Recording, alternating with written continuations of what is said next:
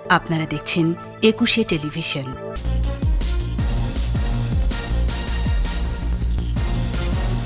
স্বাধীনতা সংগ্রামে বঙ্গবন্ধুর সহকর্মী হিসেবে প্রেরণা জুগিয়েছেন বঙ্গমাতা। ৯০তম জন্মবার্ষিকীর আলোচনায় প্রধানমন্ত্রী। নেতৃত্ব গুণ ও প্রতিভার কারণে বঙ্গবন্ধুর পথ চলার সহায়ক ছিলেন শেখ ফজিলাতুন্নেসা, বলছেন বিশিষ্টজনেরা। করোনায় আরও ৩২ জনের মৃত্যু, ভ্যাকসিনকে রাজনৈতিক ইস্যু করতে চায় একটি মহল, বললেন পররাষ্ট্রমন্ত্রী। বেসরকারি হাসপাতালে অনিয়ম বন্ধে মনিটরিং জোরদার, স্বাস্থ্য মন্ত্রণালয়ের টাস্ক ফোর্স গঠন। কমছে নদ নদীর পানি, দেখা দিয়েছে ভাঙন, দুর্গত এলাকায় নানা দুর্ভোগ।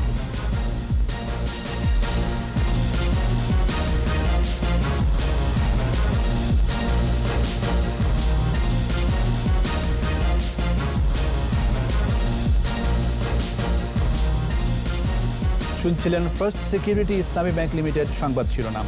আমন্ত্রণ জানাচ্ছি সন্ধ্যা ৭টার একুশে সংবাদে, সাথে আছি আমি জাবের হোসেন। দর্শক, একুশে টেলিভিশনের সংবাদ একই সাথে সরাসরি দেখতে পাবেন আমাদের ফেসবুক পেজ www.facebook.com/2124 অনলাইনে। মাঝখানে ভ্যানিলা ক্রিম আর দুই পাশে বিস্কুট, ইয়াম্মি মজা। ক্রিমও খাও নিজের স্টাইলে। বাংলাদেশের স্বাধীনতার প্রশ্নে বঙ্গমাতা শেখ ফজিলাতুন্নেসা মুজিব ছিলেন দৃঢ় প্রতিজ্ঞ, ছিলেন বঙ্গবন্ধুর ছায়াসঙ্গী। বঙ্গবন্ধুর আদর্শকে ধারণ করে চাওয়া পাওয়ার ঊর্ধ্বে থেকে জাতির পিতাকে দিয়েছেন পথ চলার অনুপ্রেরণা। সঠিক সময়ে সঠিক রাজনৈতিক সিদ্ধান্তেও ভূমিকা রেখেছেন তিনি। বঙ্গমাতার ৯০তম জন্মবার্ষিকীর অনুষ্ঠানে এসব কথা বলেছেন প্রধানমন্ত্রী ও বঙ্গবন্ধু কন্যা শেখ হাসিনা। রিপোর্টে আরও জানাচ্ছেন মুহাম্মদ নুরুন নবী। সর্বকালের সর্বশ্রেষ্ঠ বাঙালি জাতির পিতা বঙ্গবন্ধু শেখ মুজিবুর রহমানের সহধর্মিণী বঙ্গমাতা শেখ ফজিলাতুন্নেসা মুজিব। একদিকে পরম মমতায় লালন করেছেন সন্তানদের, অন্যদিকে বিপদে আপদে আন্দোলনে সংগ্রামে বঙ্গবন্ধুকে সাহস জুগিয়েছেন। ছায়াসঙ্গিনী হিসেবে জাতির পিতার রাজনীতির পথকে করেছেন সুগম। এদেশের স্বাধীনতার প্রশ্নে বঙ্গবন্ধুর মতোই একই স্বপ্ন দেখতেন বঙ্গমাতা। মুজিব বর্ষে মহীয়সী এই নারীর ৯০তম জন্মবার্ষিকী করোনা পরিস্থিতিতে গণভবন, শিশু একাডেমি ও গোপালগঞ্জ থেকে একযোগে ভার্চুয়াল আয়োজনে সেসব কথাই আলোচিত হলো। এই দেশের স্বাধীনতা, এই স্বাধীনতার জন্য তিনি যে কত দৃঢ় প্রতিজ্ঞ ছিলেন সেটা আমরা নিজেরাই জানি। অনুষ্ঠানে বঙ্গবন্ধু কন্যা প্রধানমন্ত্রী শেখ হাসিনা কঠিন সেই সময়গুলোতে মায়ের পথ চলাকে শ্রদ্ধা ভরে স্মরণ করেন। বলেন, জেলখানায় থাকা অবস্থায় মুজিবের অনুপস্থিতিতে সামলেছেন পরিবার, দলের নেতাকর্মী ও রাজনীতির সবকিছুই। জাতির পিতা বঙ্গবন্ধু শেখ মুজিবের যে সংগ্রাম, যিনি সবসময় প্রেরণা জুগিয়েছেন, তিনি আমার মা বেগম ফজিলাতুন্নেসা মুজিব। ব্যক্তিগত চাওয়া পাওয়া কিংবা বিলাসিতাকে কখনো কাছে টানেননি, কাটিয়েছেন একেবারে সাদামাটা জীবন। বঙ্গবন্ধু কন্যার ভাষায় কোনো সমস্যাকে সমস্যা মনে করেননি তিনি। ৭৫-১৫ আগস্ট ঘাতকের দল রাষ্ট্রপতিকে ক্ষমতা হত্যা করবে ক্ষমতার জন্য। তারা প্রথমেই তো আমার ভাই কামালকে হত্যা করেছে, তারপর আমার বাবাকে হত্যা করেছে। যখন আমার মা গোলাগুলি শুনে ছুটে গেছে, দেখেছে বাংলাদেশের সেনাবাহিনীর সদস্যরা, তারা তাকে যেতে দেবে না আমার আব্বার কাছে। তিনি যাবেন, তিনি বলছেন যে ওনাকে মেরে ফেলেছ, আমি ওনার কাছে যাব। তারা বাধা দিয়েছে, তারপরেও তিনি যেতে চেয়েছেন। বলছে যাও, তুমি তোমার স্বামীর কাছে যাও। সেখানে তাকে গুলি করে হত্যা করেছে। অনুষ্ঠানে ৩,২০০ অসচ্ছল প্রশিক্ষণপ্রাপ্ত নারীকে নগদ অর্থ ও সেলাই মেশিন দেওয়া হয়, আর ১০০ মেধাবী ছাত্রছাত্রীর মধ্যে ল্যাপটপ বিতরণ করা হয়। ধন্যবাদ সকলকে। মোহাম্মদ নুরুন নবী, একুশে টেলিভিশন, ঢাকা। শেখ ফজিলাতুন্নেসা মুজিবের জন্মদিনে গণভবনে জয়তু বঙ্গমাতা শীর্ষক স্মারকগ্রন্থের মোড়ক উন্মোচন করেছেন বঙ্গবন্ধু কন্যা ও প্রধানমন্ত্রী শেখ হাসিনা। জয়িতা প্রকাশনী থেকে প্রকাশিত বইটির মুখবন্ধ লিখেছেন ঢাকা বিশ্ববিদ্যালয়ের প্রাক্তন উপাচার্য মশ আরেফিন সিদ্দিক। বইটির সম্পাদক কানাডিয়ান ইউনিভার্সিটি অফ বাংলাদেশ ও পদ্মা ব্যাংকের চেয়ারম্যান চৌধুরী নাফিজ শরাফত এবং প্রকাশক জয়িতা প্রকাশনীর ইয়াসিন কবির জয়। গ্রন্থটির প্রচ্ছদ ও অঙ্গসজ্জা করেছেন শাহরিয়ার খান বর্ণ। ১২৬ পৃষ্ঠার বইটিতে শতাধিক আলোকচিত্র ব্যবহার করা হয়েছে। জয়িতা প্রকাশনীর ২০/২১ বঙ্গবন্ধু এভিনিউ কার্যালয় থেকে ৬০০ টাকা মূল্যে বইটি সংগ্রহ করা যাবে।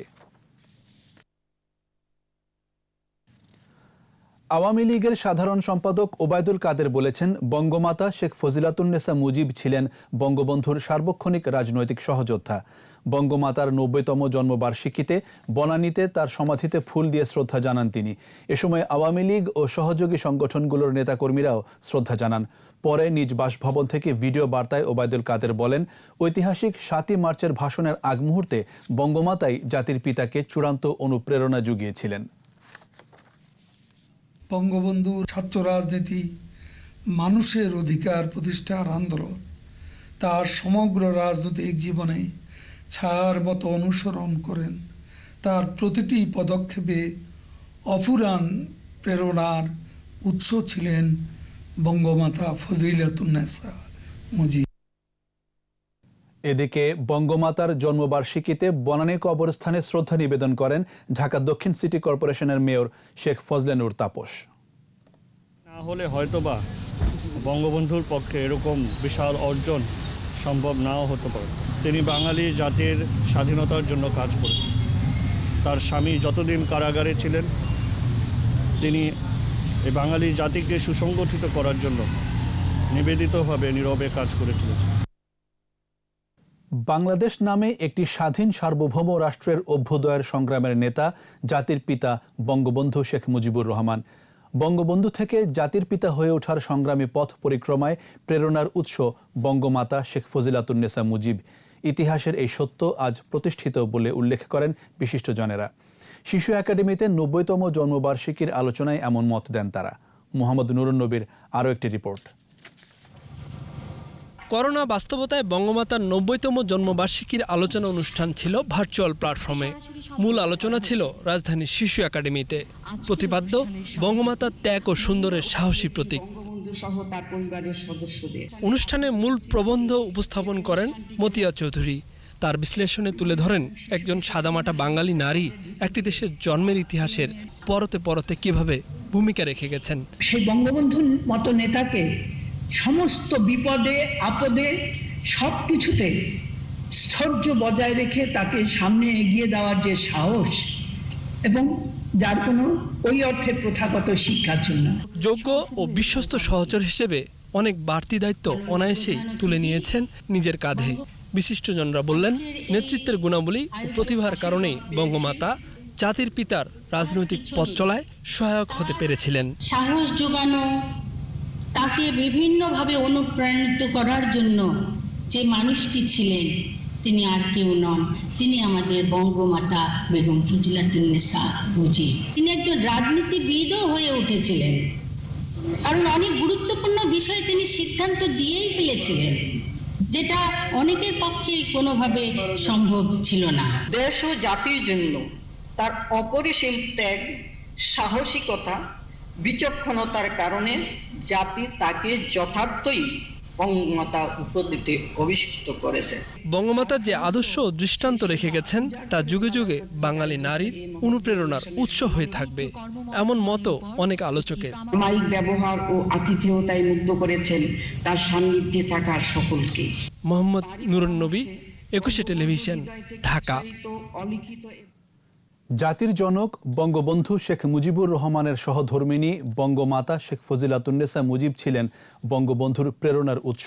সকল সংকটে ছিলেন পাশে, জুগিয়েছেন সাহস, দিয়েছেন পরামর্শ। বহু ঐতিহাসিক ঘটনারও পরামর্শদাতা এই মহীয়সী নারী। বঙ্গবন্ধুর অনুপস্থিতিতে পরিবারের পাশাপাশি আগলে রেখেছেন দলের নেতাকর্মীদের।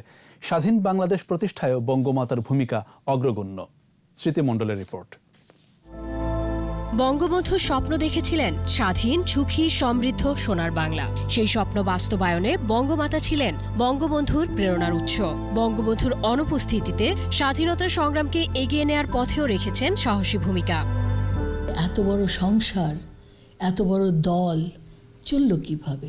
বঙ্গমাতার কথা সেই দল শুনতে বাধ্য হয়েছেন, এবং তারা দেখেছে যে উনি যা বলেছেন ভালো কথাই বলেছেন, ঠিক কথাই বলেছেন। 1930 সালের এই দিনে গোপালগঞ্জের টুঙ্গিপাড়ায় সম্ভ্রান্ত শেখ পরিবারে জন্ম শেখ ফজিলাতুন্নেসার। বাবা শেখ জহুরুল হক ও মা হোসনে আরা বেগমের 2 মেয়ের মধ্যে ছোট শেখ ফজিলাতুন্নেসা, ডাকনাম রেনু। 5 বছর বয়সেই বাবা মাকে হারান। দাদা শেখ মোহাম্মদ আবুল কাশেমের দায়িত্বে বেড়ে ওঠেন 2 বোন। 13 বছর বয়সে বিয়ে হয় শেখ মুজিবের সাথে। বঙ্গবন্ধুর রাজনৈতিক আন্দোলন ও সংগ্রামে পাশে ছিলেন জীবনের শেষ মুহূর্ত অবধি। ওনার শ্বশুর বাড়িতে উনি বড় হয়েছেন, সেই শাশুড়ি সেই শ্বশুর তাকে নিজের মেয়ের মতো করে নিয়েছিলেন। বঙ্গবন্ধুও তো লিখে গেছেন যে তার জীবনের কত বড় প্রভাব ফেলেছে। রত্নগর্ভা নারী শেখ ফজিলাতুন্নেসা 2 কন্যা ও 3 পুত্রের জননী। শেখ হাসিনা, শেখ রেহানা, শেখ কামাল, শেখ জামাল ও শেখ রাসেলের জননী নিজ মহিমায় হয়ে ওঠেন বঙ্গমাতা। বঙ্গমাতার সবচেয়ে বড় গুণ, উনি কিন্তু সবাইকে আপন করে নিতে পারতেন। 1975 সালের 15 আগস্ট ধানমন্ডির 32 নম্বরে ঘাতকের হামলা, পুরো পরিবার ভয়াবহ ষড়যন্ত্রের সম্মুখীন। জঘন্য হত্যাযজ্ঞে জীবনের আহুতি। শহীদ হন 10 বছরের রাসেল, শেখ কামাল, শেখ জামাল, পুত্রবধূ এবং জাতির পিতা শেখ মুজিবুর রহমান ও বঙ্গমাতা। ওই দিন বিদেশ থাকায় বেঁচে যান শেখ হাসিনা ও শেখ রেহানা। জীবনের শেষ সময়েও বঙ্গবন্ধুর পাশে বঙ্গমাতা। বঙ্গমাতার সাহস, ত্যাগ, দায়িত্বশীলতা, ধৈর্য আর মমতা ইতিহাসের পাতায় থাকবে চির অম্লান হয়ে। স্মৃতি মণ্ডল, একুশে টেলিভিশন, ঢাকা। এবার অন্যান্য প্রসঙ্গ। করোনা সংক্রমণে দেশে আরও 32 জনের মৃত্যু হয়েছে। এর মধ্যে 31 জন হাসপাতালে চিকিৎসাধীন ছিলেন। ঢাকা বিভাগে মারা গেছেন 16 জন। নতুন শনাক্ত 2611 ও সুস্থ হয়েছেন 1020 জন। কোভিড-19 সংক্রান্ত নিয়মিত বুলেটিনে স্বাস্থ্য অধিদপ্তর জানায়, গেল 24 ঘন্টায় 84টি ল্যাবে নমুনা পরীক্ষা হয়েছে 11,737 জনের। এখন পর্যন্ত শনাক্তের সংখ্যা 2,55,113, মারা গেছেন 3,365 ও সুস্থ হয়েছেন 1,46,604 জন। এ পর্যন্ত পুরুষ মারা গেছেন 2,655 জন ও নারী 710 জন। লক্ষণ উপসর্গ দেখা দিলে করোনা পরীক্ষার পাশাপাশি স্বাস্থ্যবিধি সঠিকভাবে মেনে চলার পরামর্শ দেওয়া হয় বুলেটিনে। 32 জন, এ পর্যন্ত 3,365 জন। 24 ঘন্টায় যারা মৃত্যুবরণ করেছেন তাদের মধ্যে পুরুষ 25 জন, নারী 7 জন। ঢাকা বিভাগে 16 জন, খুলনা 5 জন, চট্টগ্রাম এবং রাজশাহী বিভাগে 4 জন করে, সিলেট 2 জন এবং বরিশাল বিভাগে 1 জন। দেশে একটি মহল করোনা ভ্যাকসিন নিয়ে রাজনৈতিক ইস্যু বানাতে চায় বলে মন্তব্য করেছেন পররাষ্ট্রমন্ত্রী ডক্টর AK আব্দুল মোমেন। মেহেরপুরে ঐতিহাসিক মুজিবনগর কমপ্লেক্স পরিদর্শন করে তিনি আরও জানান, ভ্যাকসিন আনতে বিভিন্ন দেশের সঙ্গে যোগাযোগ রাখছে সরকার। যে ভ্যাকসিনটা বের হবে, সেই ভ্যাকসিনটা সর্বলোকের জন্য, দরিদ্র ধনী সব লোক যাতে পায়। মাননীয় প্রধানমন্ত্রী বলেছেন no one is left behind.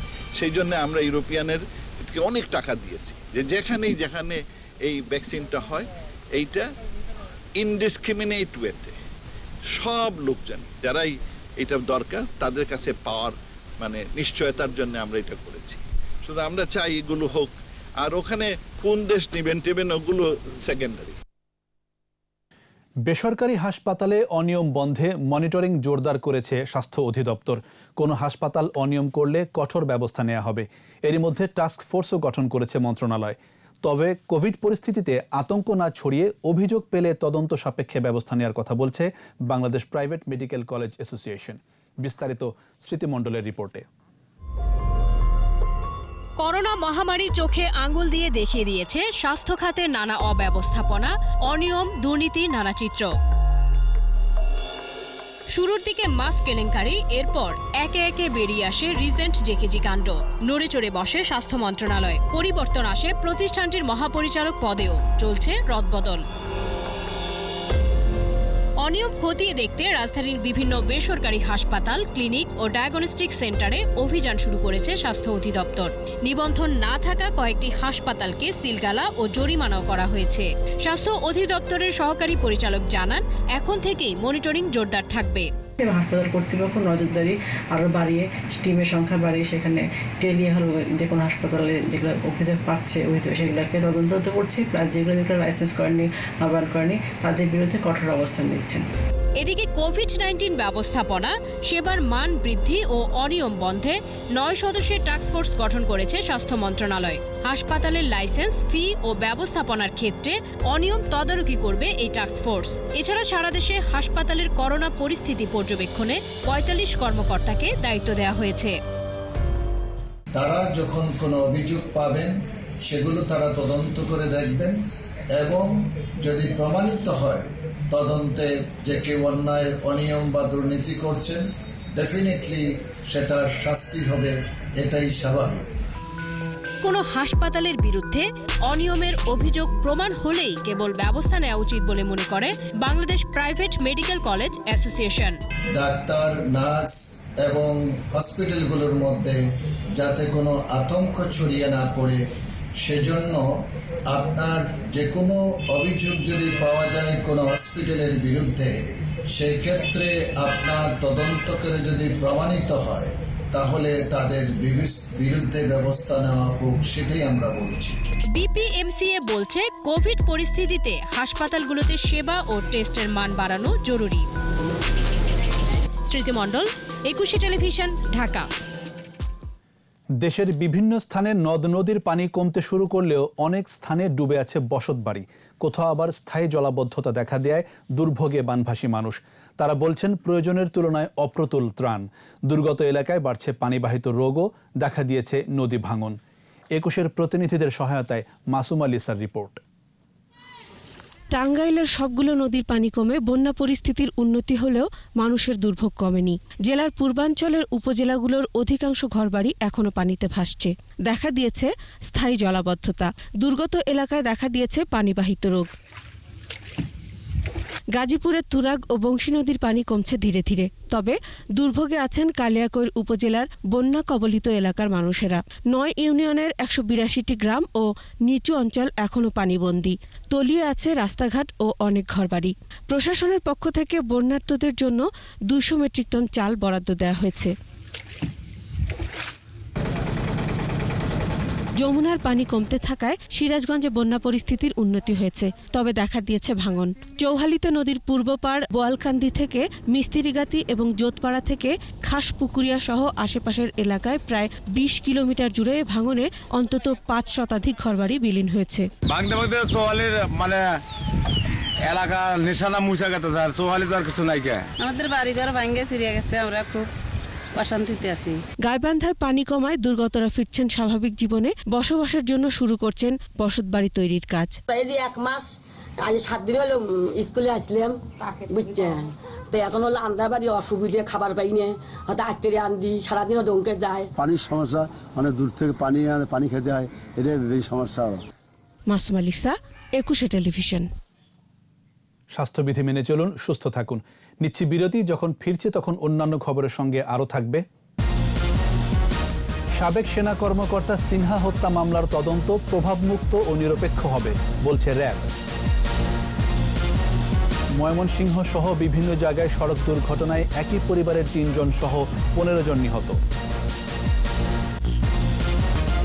আবারও আমন্ত্রণ সন্ধ্যা 7টার 21 সংবাদে। সাবেক সেনা কর্মকর্তা সিনহা মোহাম্মদ রাশেদ খানকে গুলি করে হত্যা মামলার তদন্ত প্রভাবমুক্ত নিরপেক্ষ হবে বলে মন্তব্য করেছেন র্যাবের আইন ও গণমাধ্যম শাখার পরিচালক লেফটেন্যান্ট কর্নেল আশিক বিল্লাহ। সিনহাকে গুলি করে হত্যার পর টেকনাফ থানার সাবেক ওসি প্রদীপ কুমার দাস ও বাহারছড়া ফাঁড়ির ইনচার্জ লিয়াকত আলী কক্সবাজারের এসপি ABM মাসুদ হোসেনকে ফোন করেছিলেন। সেই ফোনালাপের বিষয়ে তদন্ত হচ্ছে বলে জানান লেফটেন্যান্ট কর্নেল আশিক বিল্লাহ। র্যাব সদর দফতরে সাংবাদিকদের সাথে আলাপকালে তিনি আরও জানান, পুলিশের গুলিতে নিহত সিনহার সঙ্গে থেকে গ্রেফতার স্ট্যামফোর্ড ইউনিভার্সিটির 2 শিক্ষার্থী ও চলচ্চিত্রকর্মী শাহেদুল ইসলাম সিফাতকেও তদন্তের প্রয়োজনে জিজ্ঞাসাবাদ করা হবে।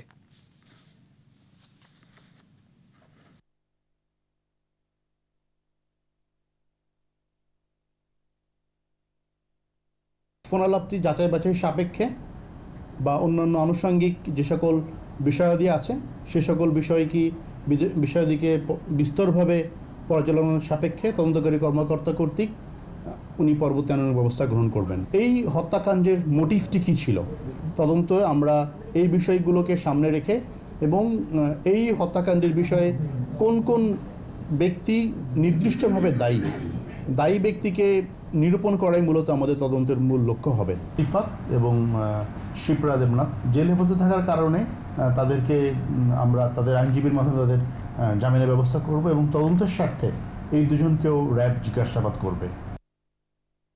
কক্সবাজারে সেনাবাহিনীর অবসরপ্রাপ্ত মেজর সিনহা মোহাম্মদ রাশেদ হত্যা মামলায় অভিযুক্ত আসামিদের জিজ্ঞাসাবাদ শুরু করেছে র্যাব। জেলা কারাগারের ফটকে 2 দিনের রিমান্ড মঞ্জুর হওয়া 4 জনকে জিজ্ঞাসাবাদ করে র্যাবের তদন্ত টিম।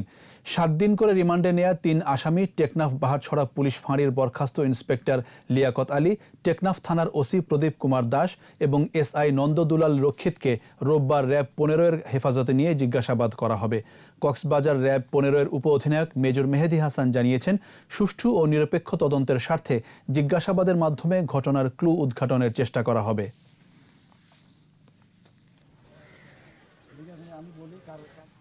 অভিযানে এডিস মশা কমলেও অন্য মশার উৎপাত থেকে যাচ্ছে, এমন অভিযোগ নগরবাসীর।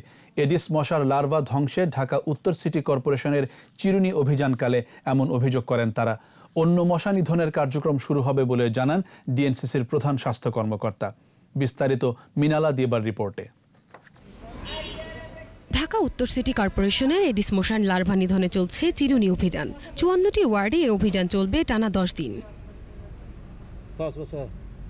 নগরবাসীর অভিযোগ, এমন অভিযানে এডিস মশা কমলেও অন্য মশার জ্বালায় অতিষ্ঠ তারা। মশারি টাঙ্গিয়ে পড়তে বসি, সেই টাইমে কামড়ায় না, আর যে টাইমে না বসিয়ে পড়তে বসি সেই টাইমে কামড়ায়। করোনার ভিতরে এদের আগে কিছু আজকে একটু ইটি দিয়ে গেছে, ধুমে হওয়ার পরে আর কোনো দেখা সাক্ষাৎ পাই নেই। কার্যক্রমে কিছু সমন্বয়হীনতা আছে বলে স্বীকার করলেন 4 নম্বর ওয়ার্ডের কাউন্সিলর। আর নির্বাহী ম্যাজিস্ট্রেট বলেন, জরিমানায় জোর না দিয়ে মানুষকে সচেতন করছেন তারা। যে বাসায় পাওয়া যায় সেই বাসায় আমরা স্টিকার লাগিয়ে দেই এবং সেটা দৃশ্যমান স্থানে লাগানো থাকে। কোথাও কোথাও কিছু আছে ভুলভ্রান্তি, সতর্ক চিঠি দিয়ে দিতেছি, পরবর্তী পাওয়া গেলে তার কাছে জেল জরিমানার ব্যবস্থা করা হবে। ডিএনসিসির প্রধান স্বাস্থ্য কর্মকর্তা জানান, বারবার অভিযানের ফলে মশার উপদ্রব কিছুটা কমেছে। মশক নিধন কার্যক্রম অব্যাহত থাকবে বলেও জানান তিনি। জনগণ সচেতনতার মাধ্যমে আমাদের সাথে সম্পৃক্ত হয়েছেন এবং এই ধারাবাহিকতায় কিন্তু আমরা এখন এডিস মশার প্রকোপটা কিন্তু অনেক কমিয়ে রাখতে পেরেছি। মিনালা দিবা, 21 টেলিভিশন, ঢাকা। চট্টগ্রাম মহানগরে দুর্নীতি বন্ধ, যানজট জলজট কমানোই প্রধান কাজ হবে বলে জানিয়েছেন সিটি কর্পোরেশনের নতুন প্রশাসক খোরশেদ আলম সুজন। বন্দরনগরীর উন্নয়নে সাধ্যের শতভাগ দিয়ে কাজ করে যাওয়ার কথা জানান তিনি। একই সঙ্গে যে কোনো ধরনের অনিয়মের বিরুদ্ধে লড়াই চলবে বলে উল্লেখ করেন চট্টগ্রাম সিটি প্রশাসক। তৌহিদুর রহমানের রিপোর্ট।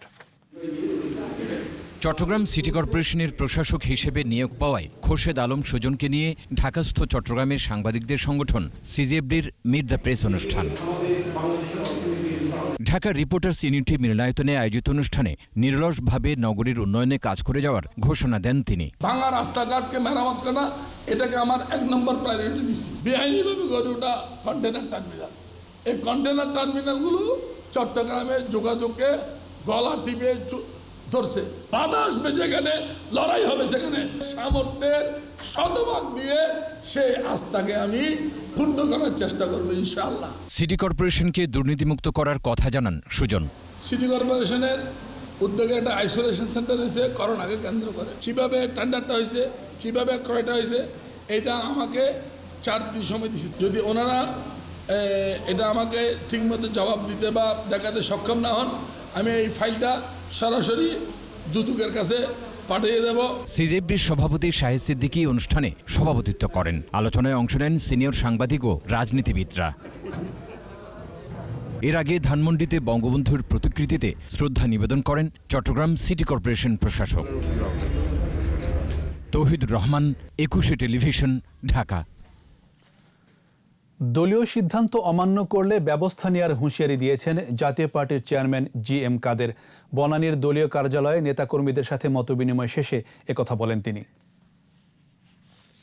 রাজপথ সংগ্রাম, আন্দোলন, নির্বাচনে অংশগ্রহণ করে জাতীয় পার্টি প্রমাণ রাখতে চায় জাতীয় পার্টি বাংলাদেশের রাজনীতিতে একটি দুর্বোধ্য বিরোধী দল। নির্বাচনে মাঠে থাকতে চাই, আমাদের নির্দেশ ছাড়া শেষ দিন পর্যন্ত তাকে নির্বাচনে থাকতে হবে। কোনো রকম বেচা বিক্রি করলে, কোনো রকম যদি খবর আসে যেগুলো কমপ্লেন অভিযোগ আমরা শুনলাম, তাহলে তাদেরকে জাতীয় পার্টি ভবিষ্যতে আর করতে দেওয়া হবে। সড়ক দুর্ঘটনায় 3 জেলায় 15 জনের মৃত্যু হয়েছে, আহত হয়েছে অন্তত 5 জন। বিকেলে ঢাকা থেকে জামালপুর যাচ্ছিল রাজীব পরিবহনের একটি বাস। ময়মনসিংহের মুক্তাগাছার মানকুলে বিপরীত দিক থেকে আসা অটোরিকশার সাথে সংঘর্ষ হয়। এতে একই পরিবারের 3 জন ও চালক সহ 7 জন নিহত হয়। চুয়াডাঙ্গা ঝিনাইদহ সড়কের সরোজগঞ্জ বাজারে যাত্রীবাহী বাস, মোটরসাইকেল, শ্যালো ইঞ্জিন চালিত পরিবহন ও একটি ভ্যানকে ধাক্কা দেয়। এতে 3 জন নিহত ও 6 জন আহত হন। আহতদের হাসপাতালে নিলে আরও 3 জন মারা যায়। এছাড়া নারায়ণগঞ্জের রূপগঞ্জে ট্রাক সিএনজি অটোরিকশা সংঘর্ষে 2 জন নিহত ও 2 জন আহত হয়েছে।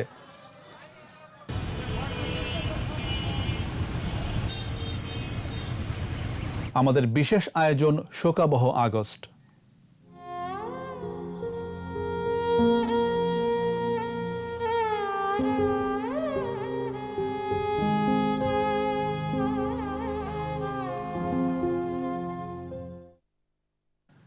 জাতির পিতাকে সপরিবারে হত্যার পর উল্টো পথে যাত্রা শুরু করে বাংলাদেশ। সামরিক স্বৈরশাসকেরা বহু অফিসার হত্যা করে বাংলাদেশকে নিয়ে যায় পাকিস্তানি ভাবধারায়। মুক্তিযুদ্ধের সপক্ষের শক্তির গলা টিপে ধরে উত্থান ঘটায় সাম্প্রদায়িক গোষ্ঠীর। মোশতাক, জিয়া, এরশাদের পায়ের নিচে পিষ্ট হয় গণতন্ত্র। স্বাধীনতা বিরোধী রাজাকার আল বদরদের প্রতিষ্ঠিত করা হয় সবখানে। জসিম জুয়েলের রিপোর্ট।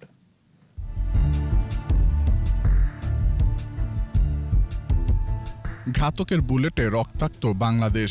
জাতির পিতাকে সপরিবারে হত্যার পরপরই ক্ষমতা দখল করে মোশতাক, জিয়া। হত্যা ষড়যন্ত্রের দৃশ্যপটে জেনারেল জিয়া। হত্যা করা হয় হাজার হাজার মুক্তিযোদ্ধা, সেনা কর্মকর্তাকে। জাতির পিতার হত্যাকারীদের রক্ষা তো বটেই, তাদেরকে পুরস্কৃতও করেন জিয়া।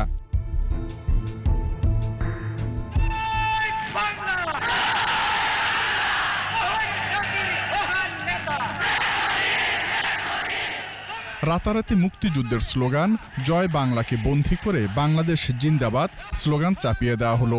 অদ্য সকাল হতে খন্দকার মোশতাক আহমেদের বলিষ্ঠ নেতৃত্বে সামরিক বাহিনী ক্ষমতা দখল করিয়াছে। বাংলাদেশ জিন্দাবাদ। পাকিস্তান রেডিওর আদলে বাংলাদেশ বেতারের নাম হলো রেডিও বাংলাদেশ। উত্থান ঘটে সাম্প্রদায়িক শক্তির।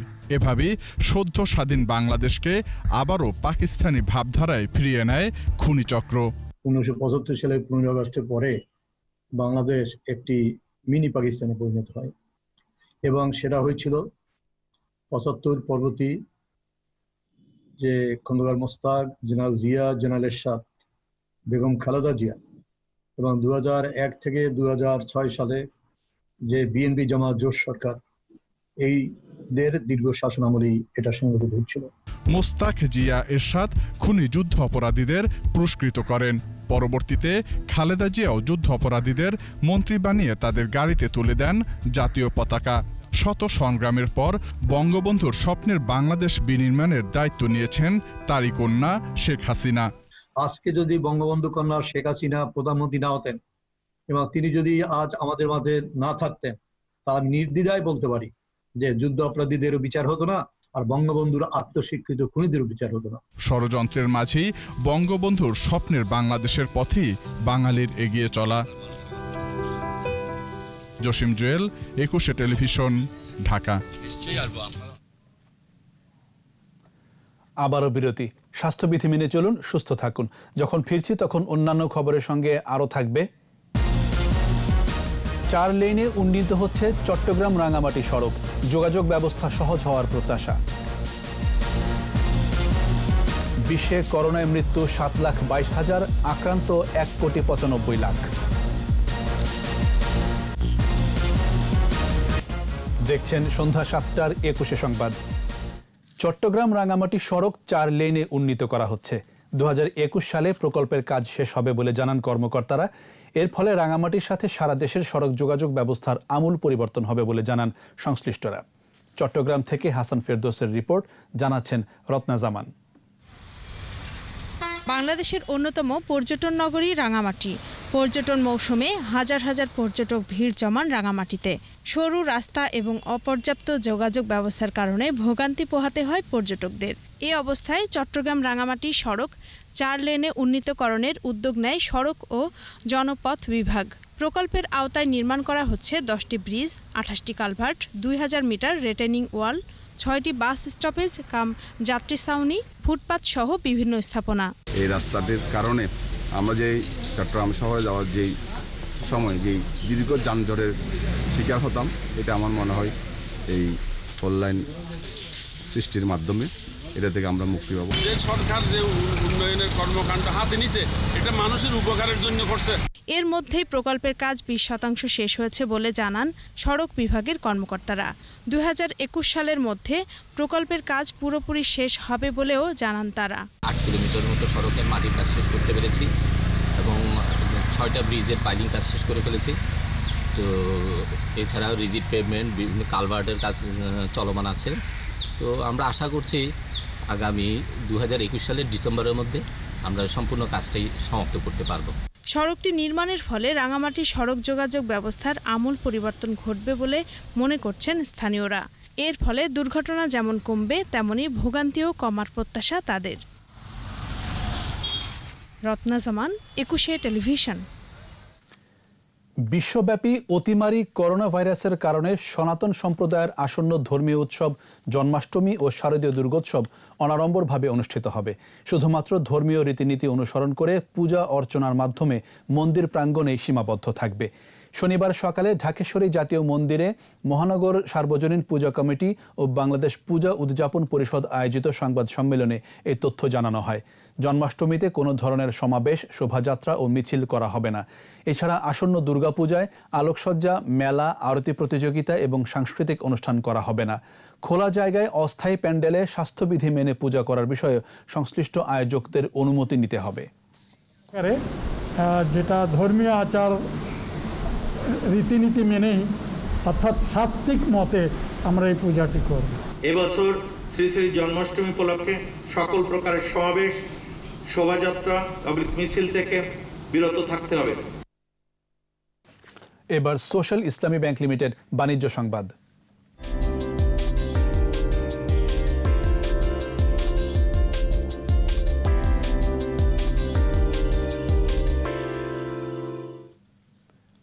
বঙ্গমাতা শেখ ফজিলাতুন্নেসা মুজিবের জন্মদিন উদযাপনের অংশ হিসেবে 1300 দুস্থ নারীকে ডাক বিভাগের ডিজিটাল ফাইন্যান্সিয়াল সেবা নগদের মাধ্যমে উপহার প্রদান করেছেন প্রধানমন্ত্রী শেখ হাসিনা।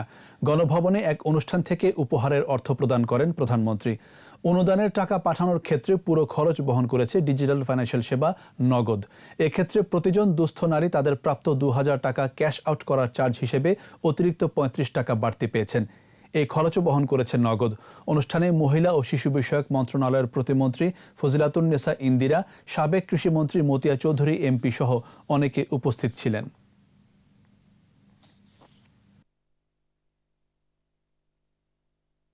আর এরই সাথে শেষ করছি সন্ধ্যা 7টার 21 সংবাদ। যাবার আগে ফার্স্ট সিকিউরিটি ইসলামী ব্যাংক লিমিটেড সংবাদ শিরোনামগুলো আরও একবার। স্বাধীনতা সংগ্রামে বঙ্গবন্ধুর সহকর্মী হিসেবে প্রেরণা জুগিয়েছেন বঙ্গমাতা। 90তম জন্মবার্ষিকীর আলোচনায় প্রধানমন্ত্রী। নেতৃত্ব গুণ ও প্রতিভার কারণে বঙ্গবন্ধুর পথ চলার সহায়ক ছিলেন শেখ ফজিলাতুন্নেসা, বলছেন বিশিষ্টজনেরা। করোনায় আরও 32 জনের মৃত্যু। ভ্যাকসিনকে রাজনৈতিক ইস্যু করতে চাই একটি মহল, বললেন পররাষ্ট্রমন্ত্রী। বেসরকারি হাসপাতালে অনিয়ম বন্ধে মনিটরিং জোরদার, স্বাস্থ্য মন্ত্রণালয়ের টাস্ক ফোর্স গঠন। কমছে নদ নদীর পানি, দেখা দিয়েছে ভাঙন, দুর্গত এলাকায় নানা দুর্ভোগ।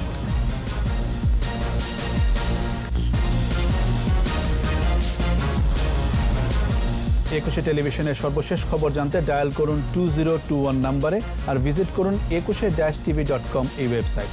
এছাড়া ফেসবুকে লগ ইন করতে পারেন facebook.com/2124 অনলাইনে।